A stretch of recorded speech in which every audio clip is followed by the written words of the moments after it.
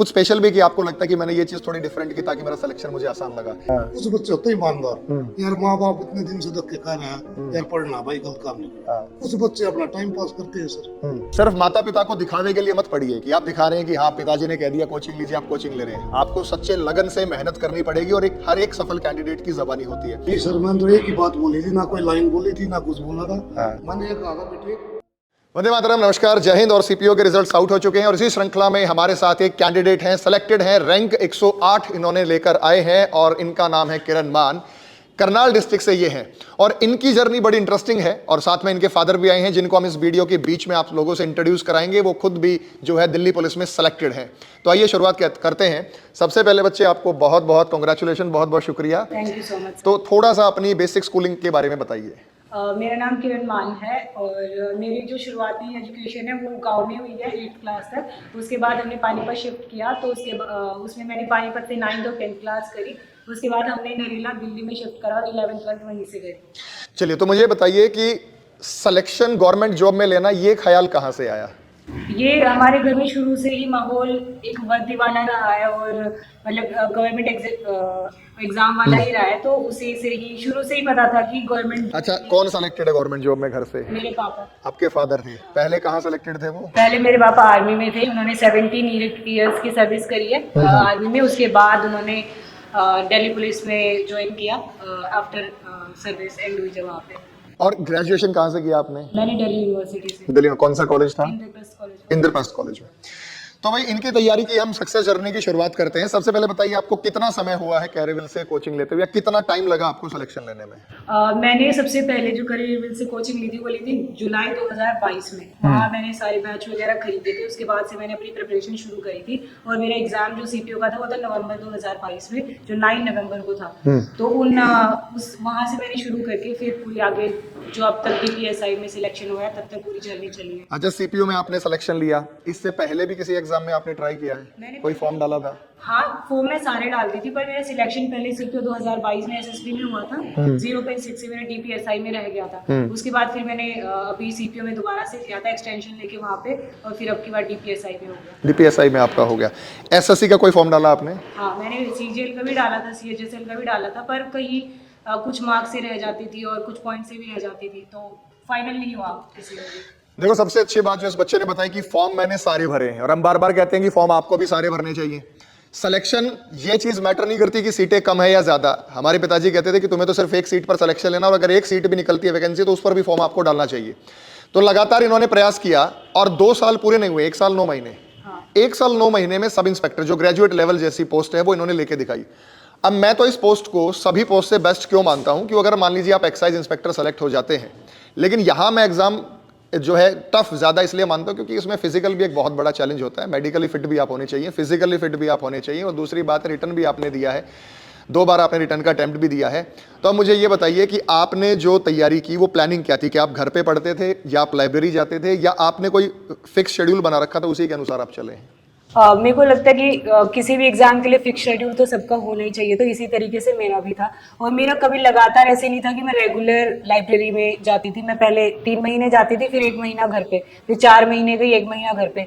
तो एक कॉन्स्टेंट नहीं रहता था मेरा लाइब्रेरी में भी, क्योंकि फिर वहाँ पे फ्रेंड्स वगैरह सर्कल वगैरह बन जाता है तो आपकी पढ़ाई डिस्टर्ब होने लगती है। तो आपको थोड़ा सा सिक्लूजन में आके फिर से आपको लाइब्रेरी में जाके वो शेड्यूल, ऐसा नहीं था कि घर पे नहीं पढ़ती थी, घर पे भी सेम शेड्यूल लाइब्रेरी वाला फॉलो करती थी। उसके बाद जब लगता था कि डेडलाइन होना शुरू हो गया है, फिर लाइब्रेरी में जाके उसी रिदम से पढ़ना। फिर लगता था कि लाइब्रेरी में डेडलाइन होना शुरू हो गया, फिर घर पे उस रिदम से पढ़ना। तो इस तरीके से मैं पढ़ती थी। देखो, ये बहुत बड़ी बात है। आप लोग कोचिंग पर मुखर्जी नगर में आते हैं, कोचिंग के लिए आप कहीं और जाते हैं या लखनऊ जाते हैं, इलाहाबाद, कानपुर, जहां भी आपको नजदीक पड़ता है। वहां जाके होता क्या, बच्चा शुरुआत में तो बहुत अच्छे से पढ़ता है, फिर उनका सर्कल बन जाता है, ग्रुप बन गया और ग्रुप के बाद वो पढ़ाई छोड़ देता है। तो इस बच्चे ने सबसे अच्छा बात क्या बताई कि हम लाइब्रेरी नहीं गए, लगातार नहीं गए, 3 महीने गए तो 1 महीने का सेक्लूजन ले लिया ताकि हम अलग रह के वापस उस फ्रेंड सर्कल से छूट सके, क्योंकि वहां पे इंटरेक्शन आपकी होंगी और आपका कहीं ना कहीं टाइम वेस्ट होगा। फिर 3 महीने 2-3 महीने कंटिन्यू किया, फिर वापस लिया। और ये भी बहुत जरूरी है। मान लीजिए आप एक लाइब्रेरी में लगातार जा रहे हैं 6-8 महीने से, तो आपका सर्कल ऐसा हो जाएगा तो शायद आप बातों पर ज्यादा ध्यान देंगे, पढ़ाई पर कम ध्यान देंगे। इस चीज को भी कंट्रोल करना जरूरी है। सब्जेक्ट्स के बारे में बात करेंगे। आपने इंग्लिश जयदीप सर से पढ़ा था, आपने रीजनिंग का बैच लिया, गगन सर का आपने मैथ्स का बैच लिया। तो यहाँ के जो बैचेस हैं इनका क्या रोल रहा आपके सिलेक्शन में? मैंने ना ज्यादा टीचर्स को फॉलो नहीं किया है। मेरे को फिक्स पता था कि मैंने जो बैच लिया ना उसी से ही नोट्स बनाए, उसी से ही पढ़ाई करी। जो मतलब बोलते थे कि ये वाला टीचर अच्छा, मैंने किसी टीचर को मतलब ऐसे एक्सप्लोर नहीं किया। मैंने एक बैच लिया, उसी से नोट्स बनाई, उन्हीं में से रिवाइज करा, उन्हीं को ही बार बार रिवाइज करा, 2-3 बार। इंग्लिश के तो मैंने बकायदा 5-5, 6-6 बार अपने नोट्स रिवाइज करे। मैंने कोई ग्रामर के लिए बुक वगैरह फॉलो नहीं करी थी। जो जयदीप सर के नोट्स थे उसी से ही मैंने 2 बार मेंस अपना दिया था, प्रीलिम्स वगैरह सब उसी से दिया। और जो मैथ्स था, मैंने गगन प्रताप सर के अलावा कोई नोट्स कहीं से नहीं पढ़ा। मैंने जो वो पढ़ाते थे, शीट्स करवाते थे, मैं वही शीट्स करती थी। और क्योंकि इतना टाइम भी नहीं होता कि आप हर चीज को एक्सप्लोर करो, क्योंकि बहुत कम समय में एग्जाम निकालने के लिए आपको चीजों को बहुत लिमिटेड वे में करना पड़ता है, वरना तो उसी में 5-6 साल बीत जाएंगे सारे सबको एक्सप्लोर। अच्छा, कुल मिला के आप सारांश ये दें कि अगर कैरीवेल से कोई ईमानदारी से पढ़ता है तो सिलेक्शन इजी वे में प्राप्त करेगा। कि मैं दावे के साथ कह सकती हूँ। लेकिन फिर भी देखो, बच्चे तो कोचिंग बहुत लेते हैं। अब सिलेक्शन सबका नहीं होता। सिलेक्शन वो होता है जो ईमानदारी से मेहनत करता है, जिसमें लगन होती है, जो प्रयास करता है। सिर्फ माता पिता को दिखावे के लिए मत पढ़िए कि आप दिखा रहे हैं कि हाँ पिताजी ने कह दिया कोचिंग लीजिए, आप कोचिंग ले रहे हैं। आपको सच्चे लगन से मेहनत करनी पड़ेगी और हर एक सफल कैंडिडेट की ज़बानी होती है। अच्छा, कुछ स्पेशल किया? देखो सभी लाइब्रेरी जा रहे हैं, सभी कैरीवेल से पढ़ रहे हैं, कुछ स्पेशल भी किया आपको लगता है कि मैंने ये चीज़ थोड़ी डिफरेंट की ताकि मेरा सिलेक्शन मुझे आसान लगा? ये एक पॉइंट तो आपने बताया कि लाइब्रेरी में आप लगातार नहीं गए, ये बहुत अच्छा पॉइंट मुझे लगा। ये भी एक बहुत मतलब अहम रोल था कि लगातार आपने वहाँ कंटिन्यू किया। घर में आपके माहौल कैसा था पढ़ाई का? घर में तो बस मैं और मम्मी थे, भाई और पापा तो ड्यूटी पे ही रहते थे, तो मतलब बहुत सपोर्टिव रहा है मम्मी पापा का भी। मेरी मम्मी भी मतलब अगर चाय भी टेबल पे आती थी तो ऐसे होता था कि अगर मम्मी को पता है ना कि एग्जाम 2 महीने में है और लड़की लगातार पढ़ रही है, तो मेरी मम्मी कोई काम नहीं बताती थी हमेशा। मतलब जो भी अगर मांगो तो वो हर चीज देती थी और कोई डिस्टर्ब नहीं करता था मेरे को। अब मेरा अपना रूम होता था और मैं उसमें आराम से बैठ के पढ़ती रहती थी। और मतलब परमिशन लेके कई बार मेरे पेरेंट्स अंदर आते थे कि हम आ जाएं, तो पढ़ तो नहीं रही है, क्योंकि फिर वो थोड़ा सा डिस्टर्बेंस हो जाती है, इसलिए कई बार मॉक्स वगैरह भी लगाती थी। जैसे क्योंकि 1 महीना घर पे रहते तो वो कंटिन्यूटी नहीं छोड़ती थी ना लाइब्रेरी वाली, तो मॉक्स वगैरह घर पे भी लगाती थी मैं वैसे ही शेड्यूल में बैठ के। तो फिर कोई मेरे को डिस्टर्ब नहीं करता था। घर में एकदम सही सपोर्टिव और शांत माहौल था, 2 ही तो जने थे। तो भी सुना आपने, जो बच्चे कहते हैं, अब परसों एक बच्चे का मैसेज आया कि सर लामड़ी लगी हुई है, मुझे खेतों में काम करने जाना पड़ता है, मैं पढ़ाई नहीं कर पाता। तो मैं कहता हूँ भाई, माता पिता भी काम उसी बच्चे को बताएगा जिसको पता है वो पढ़ाई कर ही नहीं रहा, वो टाइम पास कर रहा है। तभी माता पिता कहेंगे भाई ठीक है, तू खाली किताबें कापी खोल के बैठा, रिजल्ट तूने कोई दिया नहीं, इससे अच्छा फिर खेतों में ही काम कर। कहीं ना कहीं तो आपको करना पड़ेगा। इस बच्चे ने कहा कि चाय भी टेबल पर आती थी, क्योंकि माता पिता को पता है कि सच्चे लगन से, सच्चे मेहनत से प्रयास कर रही है। तो अगर आप सच्ची मेहनत से करते हैं ना, तो आपके माता पिता भी आपको सपोर्ट करेंगे ही करेंगे। तो भाई कहाँ हैं आपके? मेरे भाई अभी ट्रेनिंग पे है हरियाणा पुलिस की। तो इनके भाई भी सिलेक्टेड हैं, फादर भी सिलेक्टेड हैं। तो इसी बीच में इंटरव्यू में इनके फादर साहब को भी बुलाना चाहूँगा। तो सर अपना नाम बताइए बच्चों को, माइक आप दे दीजिए एक बार। मेरा नाम रणधीर सिंह मान है, करनाल डिस्ट्रिक्ट से हूँ, गांव मेरा भला है। और फिलहाल मैं दिल्ली पुलिस में जॉब करता हूँ। इससे पहले मैं आर्मी में जॉब करता था। आर्मी में कौन सी रेजिमेंट थी आपकी? जाट रेजिमेंट में था सर। अच्छा, जाट रेजिमेंट में था। और कितने साल जॉब किया आपने वहाँ पे? 17 साल जॉब करी सर। 17 साल। तो रिटायरमेंट किस उम्र में आए वहाँ से आप? रिटायरमेंट में 37 साल आया सर। अच्छा, 37 साल के आप रिटायर आए। तो 37 साल के बाद इन्होंने दिल्ली पुलिस कांस्टेबल का फॉर्म डाला। 2013 की वैकेंसी थी। 2012 की वैकेंसी थी। अब आपको मैं बता दूं, उसमें सिलेक्शन मेरिट बेस पे नहीं होता, वहां भी एक एंट्रेंस एग्जाम देना पड़ता है, चाहे वो एक्स सर्विस मैन ही क्यों ना हो। इनके ग्रुप के जितने भी कैंडिडेट होंगे उनकी एक अलग से मेरिट लिस्ट बनती है। तो 100 नंबर का एग्जाम आपका था। जी सर। तो 17 साल की सर्विस के बाद तो आदमी लिखना ही भूल जाता। फिर कैसे किया आपने?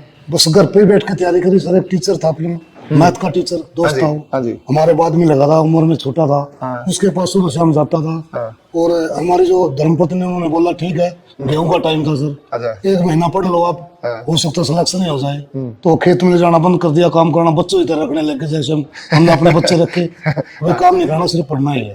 सेम वही मेरा काम था। 1 महीना पढ़ा सर, सिलेक्शन हो। अच्छा, 1 महीना कितने दिन? पूरा दिन पढ़ते थे? 2, 4, 5 घंटे पढ़ते? 5-6 घंटे, क्योंकि सिटिंग बनती भी नहीं फिर। सिर दर्द हो जाता था सर, इतना इतना नहीं पढ़ा जाता था। तो कितने मार्क्स आए आपके उस एग्जाम में? 48 आए सर। और मेरिट कितने पर लगी थी? 48 पे थे सर। 48 पे था। तो पूरा आपने सिलेक्शन ले लिया। तो आपको जैसे किसी ने कहा कि दिल्ली पुलिस का फॉर्म डालो, आपको लग रहा था सिलेक्शन हो जाएगा? इतनी देर हो गई पढ़ाई छोड़े हुए, इतने साल हो गए हैं। नहीं, फिजिकल तक का तो कॉन्फिडेंस था सर, लेकिन रिटन का नहीं था। अच्छा, रिटर्न का नहीं था। तो मैं उन बच्चों को बताना चाहता हूं, बीच में कुछ बच्चे 1-2 साल किसी वजह से पढ़ाई छूट जाती है उनकी। हमारे पास ऐसे बच्चे आते हैं, कहते हैं सर मैं 2 साल नहीं पढ़ पाया, मैं किसी काम में लग गया था, क्या मैं दोबारा तैयारी कर पाऊंगा? तो आपके सामने सर जो है वो एग्जाम्पल बैठे हैं, जिन्होंने जिन्होंने आर्मी की नौकरी करते, जो बहुत टफ नौकरी होती है, वो इतनी इजी नहीं होती। आप लोग तो शायद वहां सर्वाइव कर भी नहीं पाओ, आप तो अपने घर में ही रहे हैं। वो इतनी बड़ी सर्विस के बाद भी उन्होंने 1 महीना तैयारी की, और 1 महीने की तैयारी के बाद इन्होंने उस 48 उस मार्क्स जो है स्कोर किया। वो कम स्कोर नहीं है, इनके हिसाब से बहुत बड़ा स्कोर है। आपको लगेगा कि वो एक नॉर्मल स्कोर है। जो आदमी इतने साल से पढ़ाई छोड़ने के बाद और एकदम से तैयारी करे, तो 1 महीने में इन्होंने जो है उस मुकाम को हासिल किया। आप बच्चों को किस रूप में देखना चाहिए? जैसे बच्ची सेलेक्टेड हो गई है सीपीओ में, दिल्ली पुलिस में, वो एसआई लग गई है, बेटा आपका है, तो पुलिस की लाइन चाहते थे, आपने कुछ और सोचा था बच्चों के लिए? नहीं सर, मैंने तो एक ही बात बोली थी, ना कोई लाइन बोली थी, ना कुछ बोला था। मैंने ये कहा था बेटे, अपना आज जो जमाना है, आज का जो समय हाँ जी। है, सरकारी जॉब बगैर अपना टाइम पास नहीं होगा। ना कोई विदेश में भेजने का था इरादा था, ना घर में कोई इतनी ज्यादा जमीन है, ना इतनी ज्यादा कोई खेती है। ना जैसा मैंने नौकरी की है। तुम्हारा हो पड़ा, ऐसे अपना अच्छे से पढ़ाई करके, ईमानदारी से पढ़ाई करके अपनी जॉब लो, ताकि तुम्हारा जीवन ठीक कट जाए। अच्छा, बेटी के बारे में बताओ, ये शुरू से मेहनती रही है? ये तो बहुत मेहनती है सर, शुरू से ही मेहनती है। अच्छा, बहुत मेहनती फर्स्ट क्लास से ही मेहनती है। और मतलब आपकी उम्मीदें थी कि कुछ ना कुछ करेगी? बिल्कुल सर, ये तो कंफर्म है सर। मतलब 100% मेरे को ये था, इसको 13 से 4 अंक पर लगना ही लगना है। बेटे के बारे में डाउट था? नहीं बेटे, डाउट नहीं था सर। वो भी मेरे से अच्छा था, लेकिन थोड़ा इसे 1-2% बच्चों में थोड़ा फर्क तो ही फर्क होता है, ज्यादा नहीं, थोड़ा फर्क है सर।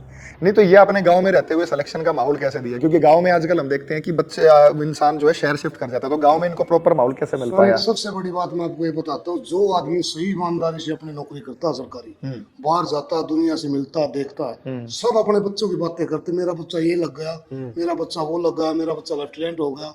वहां पर बातें क्या चलती है? नौकरी वाला जाता, नौकरी की बातें चलती है। उन लोगों की बातें सुन के, अपनी जॉब को देख के, जैसे घर में तनख्वाह मिलने लगी, हमारा घर ठीक होने लगा, खर्चा पुगा सकते हैं हम अपने बच्चों का, हम अपनी नौकरी करके। औरों की बात सुन के सरकारी नौकरी में इतना रुझान हो गया कि इनको एक ही बात मोटिवेट करा पहली क्लास से, जब तक ये अनसुमन थे, छोटे थे बच्चे, जब इसे दिमाग में घुसा रखी थी सरकारी जॉब, सरकारी जॉब, सरकारी जॉब। तो मतलब उसके बगैर जीवन ही नहीं है, जीवन ही नहीं है। नहीं, हम और ये देखो बड़ी खुशी की बात है, हमारे लोकल एरिया में ये जो आज ट्रेंड चला है सरकारी नौकरी का, कि उसके बिना संभव ही नहीं है, क्योंकि खेतीबाड़ी में रोजगार है नहीं, जमीनें कम होती जा रही है। हाँ, सभी की ऐसा सर, सभी का हाल ऐसा है। जो नौकरी करता है, प्राइवेट हो, सरकारी हो, या विदेश जाता है, जिनके घर में गुजारा रहता तो वही करता है आदमी का, वही करता है आदमी। लेकिन कुछ बच्चे ईमानदारी से, छोड़ तो सब न रखे अपने बच्चे, कुछ बच्चे होते हैं ईमानदार, यार माँ बाप इतने दिन से धक्के खा रहा है, यार पढ़ना भाई, गलत काम नहीं है। कुछ बच्चे अपना टाइम पास करते हैं सर।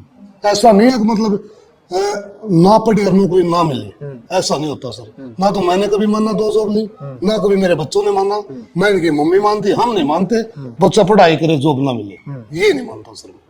ये घमंड नहीं है, ये एक सच्चाई है। सच्चाई है। आप नौकरी वो जॉब वो पाएगा जो दिन रात मेहनत करेगा और ईमानदारी से मेहनत करेगा। उसमें टीचर का भी रोल है सर। जैसे आप लोगों ने बच्ची को पढ़ाया, बेटे को पढ़ाया, टीचर का उसमें बहुत बड़ा रोल है। कई टीचरों का क्या होता है, पढ़ा जाते बच्चे कम समझ में आते हैं, बहुत कम। कई टीचर इतने फ्रैंक होते हैं, उनको बोलने का तरीका, खड़े होने का तरीका, समझाने का तरीका, ये खाली इंग्लिश नहीं, ऐसे तरीके होते हैं टीचरों के पास जो उसको हंसा करके, बुला करके, पिछला करके, समझा करके उसके माइंड में घुसा ही देता है।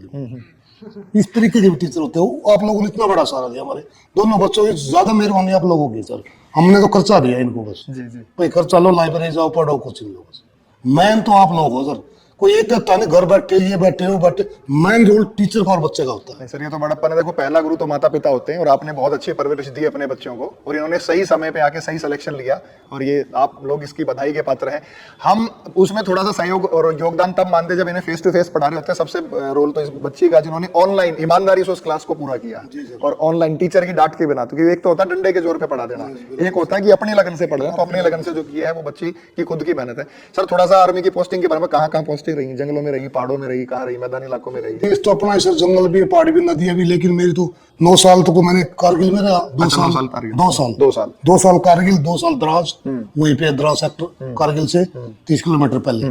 और बड़गांव डिस्ट्रिक्ट में राष्ट्रीय राइफल में रहा, आर्मी में 34वीं राष्ट्रीय राइफल में। और पुंछ रजौरी, जो पुंछ में रहा हूँ बॉर्डर पे, जो आतंकवादी प्रभावित एरिया। हाँ जी, 9 साल तक जम्मू कश्मीर में नौकरी की है मैंने, और बाकी नौकरी मैंने बरेली की है, सूरतगढ़ की है, गंगानगर की है, राजस्थान में। 17 साल में पेंशन आ गया था सर। अच्छा 17 साल में। हाँ जी। तो डबल संघर्ष है पिताजी का तो, और 2 सिलेक्शन लेना, एक तो आर्मी में सिलेक्शन लिया है, दूसरा पुलिस की नौकरी में सिलेक्शन लिया है। बेटा हरियाणा पुलिस में कांस्टेबल के पद पर सिलेक्टेड हो चुके हैं, और बेटी आपके सामने है कि ये सब इंस्पेक्टर का जो दिल्ली पुलिस में, इनको अब शीघ्र ही ये ज्वाइन करेंगी। तो पूरा परिवार बेल्ट की नौकरी में है।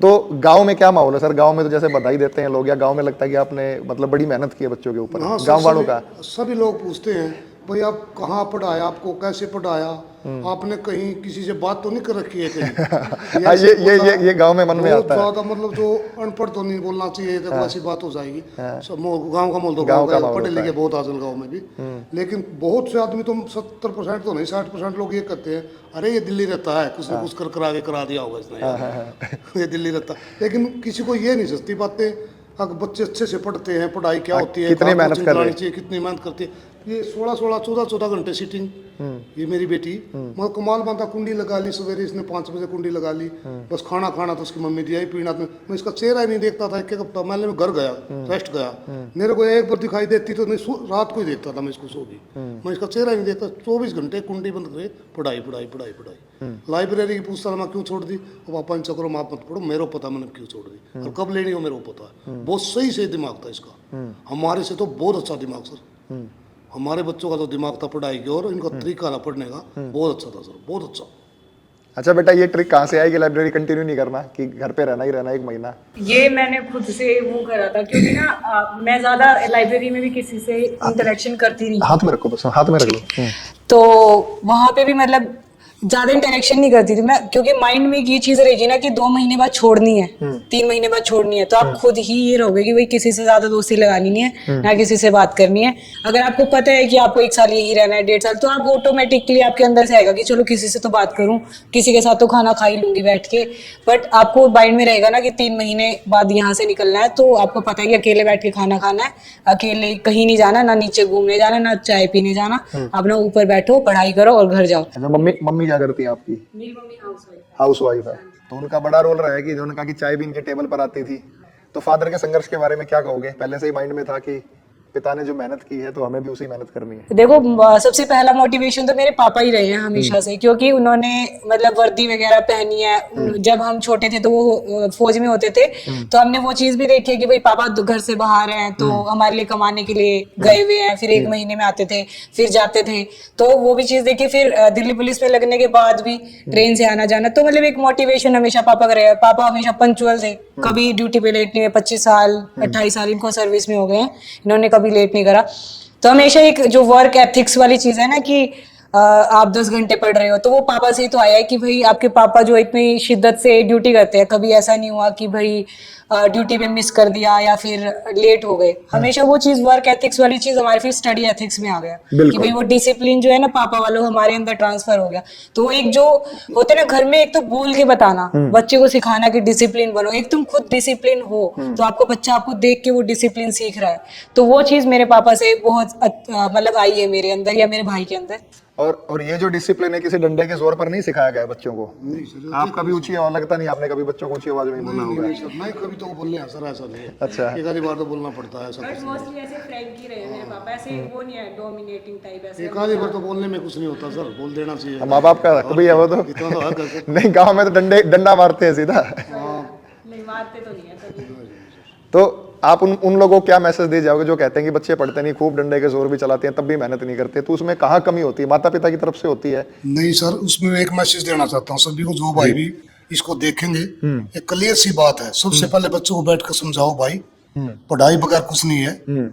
तुम्हें एक सीट है तेरी, एक सीट लेनी है तुमने, बस दूसरी सीट से तुम्हें कोई मतलब नहीं है। बहुत से बच्चे बाहर कोचिंग लेते हैं, बाहर पढ़ते रहते हैं, ठीक से पढ़ाई नहीं करते, घर आके माँ बाप को बोलते हैं अब की बार तो वैकेंसी कम है, वैकेंसी कम है, सीट कम है, अब की बार तो कटअप कम से कम भी ये तो 80-81 पे जाएगी, या जैसे इनका हुआ है अभी 341 पे गई है, बहुत ऊपर गई है, मुश्किल है ऐसे तो होना। ये चीजें जिस बच्चे के दिमाग में घुस गई ना, ये बच्चे को बिल्कुल नीचे डबोएंगी। मेरा सभी दोस्तों से निवेदन है, जिस बच्चे में पढ़ने की लगन है, 350 जाए, 60 जाए, 20 जाए, 30 जाए, ईमानदारी से पढ़ेगा, जॉब मिलेगी। माँ बाप की बात मानेगा, जॉब मिलेगी। माँ बाप कितना भी कुछ भी बोल सकता है, गुस्सा हो, थप्पड़ मारो, समझाओ, प्यार, लेकिन वही खिलाता, वही पढ़ाता, वही समझाता। यदि अपने माता पिता के जिस आदमी ने लाइन पकड़ ली और बात मान ली, मैं लिख सकता हूँ वो बच्चा घर रहेगा ही नहीं, उसको जॉब मिलेगी।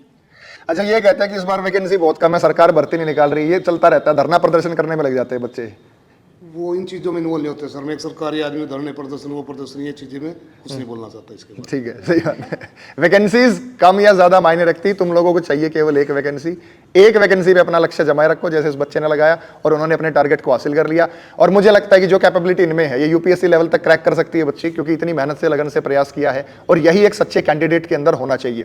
यह इंटरव्यू लाने का मेन मकसद यही होता है कि जो लोग जिस सर्कल के अंदर बैठे हुए हैं, ये भी गांव देहात से ही, आप भी किसी न किसी गांव से बिलोंग करते होंगे, तो आपको लगता होगा कि सर गांव के बच्चों का कहां सिलेक्शन होता है। ये गांव के ही बच्चे हैं जो निकलकर सामने आते हैं, चाहे वो पुलिस की नौकरी है, वो एक्साइज इंस्पेक्टर है, वो एसएससी की कोई भर्ती है, रेलवे की कोई भर्ती है। और मैं ये तो नहीं कहता कि हम कैरेबिल पे जितनों को पढ़ा रहे हैं सबका सिलेक्शन होता है, हमारा योगदान तो उसमें शून्य के बराबर होता है। हम सही गाइड कर सकते हैं, मार्गदर्शन कर सकते हैं, आपको सही कंटेंट बता सकते हैं कि क्या पढ़ना और क्या नहीं पढ़ना। बाकी सब आपकी मेहनत है। आपके माता पिता ने आपके ऊपर क्या इन्वेस्ट किया। देखो, पूरे साल माता पिता अपना कॉम्प्रोमाइज करते हैं। वो बढ़िया गाड़ी नहीं खरीदते, वो मोटरसाइकिल पे काम चला लेते हैं, मोटरसाइकिल पे काम चला लेते हैं।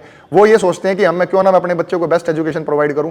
तो मैं तो सर की हिम्मत गिरा दूंगा कि आर्मी में रहते हैं, उन्होंने बच्चों को एक अच्छे प्राइवेट स्कूल में पढ़ाया, जो उस एरिया का एक नामी गिरामी स्कूल है। इन्होंने मेहनत की, संघर्ष किया है, और आज उस संघर्ष का जो है रिजल्ट उनके सामने है। तो माता पिता के साथ भाई झूठ मत बोलना, फ्रैंक रहो, सच्चाई उन्हें बता दो। जैसे सर ने अभी बताया कि मेरिट ऊपर गई, मेरिट नीचे गई, ये चीजें मायने रखती, आपकी मेहनत मायने रखती है। और कुछ सर आप बड़ी इंटरेस्टिंग बातें बता रहे हो, और कुछ हमारे बच्चों को मैसेज देना चाहो आप? बस वो तो सब ठीक है सर। बाकी उनका कम बोलो, अच्छा बोलो, यही है भाई। अपने बच्चों को अच्छे से पढ़ाओ, इनको उनका दिल भी टूट जाता है तो उनको फिर समझाओ। कुछ नहीं बेटा, अगली बार हो सका, होना तो है ही, होना करेगा तो होगा, करेगा। वो गीता में भी कह रखा है कृष्ण भगवान ने, मैं किसी का नहीं रखता, कर्म करो, फल की चिंता मत करो, सिर्फ अपना कर्म करो। भाग्य कैसे बनता है? कर्म और भाग्य का जोड़ा होता है सर, जोड़ा होता है। ऐसे नहीं होता कोई कहता इसके भाग में नहीं नौकरी। जब कर्म नहीं करूंगा, आपसे कोचिंग नहीं लेंगे, आपकी फीस नहीं भरेंगे, बच्चों को लाइब्रेरी नहीं दिलाएंगे, बच्चों को गल्ला नहीं छोड़ेंगे, उसकी बुक ही नहीं ले देंगे, बच्चा फिर उसको ठीक से पढ़ेगा ही नहीं, बच्चा नशे की तरफ जाएगा, तो क्या करेगा भाग्य? भाग्य कुछ नहीं कर सकता। क्या करेगा सर भाग्य? कर्म का और भाग का जोड़ा होता है। कृष्ण भगवान ने बिल्कुल सही बोल रखा है श्री भगवत गीता में, भाई सिर्फ कर्म करो, फल की चिंता ना करो। मैं किसी का रखता ही नहीं, उन्होंने बोला मैं किसी का रखता ही नहीं, सिर्फ करो तो सही करो। वही मेरा मोटिव, वही मैं इनको समझाता था। ये नहीं है बेटे, अगर हम करेंगे मिलेगा, नहीं करे, सोचेंगे ज्यादा, करेंगे कम, बैठे बैठे सोचते रहेंगे, बड़ी मुश्किल से होगा यार। बहुत ये हो गया भाई, वैकेंसी ये है, वो भी रह गया, उसकी लड़की इतनी होशियार थी, इतनी इंटेलिजेंट थी, वो भी रहेगी, तो हमारा क्या होगा? ये गंदी भावनाएं अंदर नहीं लानी है सर। ये सब गंदी चीजें हैं, नेगेटिव चीज, ये सब बेकार करने वाली चीजें हैं सर। इसलिए भगवान की बात पे एक पे विश्वास रखो ना, जिन्हें सृष्टि चलाई। कर्म करो, फल की चिंता मत करो, फल तो मैं दूंगा, मैं जैसा करोगे वैसा दूंगा। बहुत अच्छी बात बताई, कर्म करिए, फल की चिंता मत करिए, और भगवान आपका कभी नहीं रखने वाले। अगर आपका किसी एक जॉब में सिलेक्शन नहीं होता तो उससे बढ़िया जॉब में सिलेक्शन हो। जैसे इस गुड़िया का पहले नहीं हुआ, लेकिन उससे अगली जॉब में इनका एक बहुत अच्छा सिलेक्शन हो गया। तो इनको अपनी मेहनत का फल मिला है, और आपको भी मिलता रहेगा। और इस प्रकार की सक्सेस एंड मोटिवेशनल स्टोरीज हम आप लोगों के सामने लेके आते रहेंगे। फादर साहब को साथ लाने का मकसद यही था कि इनका भी संघर्ष दिखाना बहुत जरूरी था, कि बच्चों पर एक माता पिता कैसे मेहनत करते हैं, और किस तरीके से वो अपने बच्चों की परवरिश करते हैं, और किस तरीके से बच्चे की सफलता में पिता का और माता का योगदान होता है। तो इसी प्रकार की स्टोरीज अब लगातार आती रहेंगी, क्योंकि सीपीओ के रिजल्ट में इस बार सबसे ज्यादा सिलेक्शन भी कैरियरविल से ही आए हैं। तो मिलते हैं अगले इंटरव्यू के सेशन में, तब तक के लिए वंदे मातरम, जय हिंद, जय भारत। आप सभी का शुक्रिया, थैंक यू सर।